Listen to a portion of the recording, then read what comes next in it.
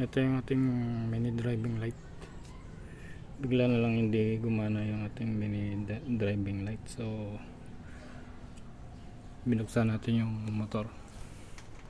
Chinik natin yung wirings niya. Tinister natin yung unang chinik natin. Siyempre ito. All goods naman. Chinik natin. Tester ba?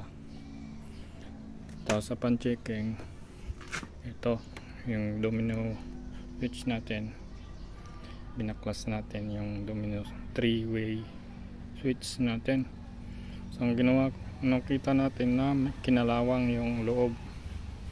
So nilinisan na natin. Tapos yan, nilagyan ko na ng grasa. Common practice naman yan. Ako na nag-decide na lagyan ng grasa kasi napasok ng tubig. Yun yung reason niya para hindi gaano pasukin ng tubig. Yan o. Ito yung loob niya. Binaklas natin yung loob. Kalawang yung loob. Ayun, nilinis natin. Tapos grasa, balik na lang. All goods na tayo.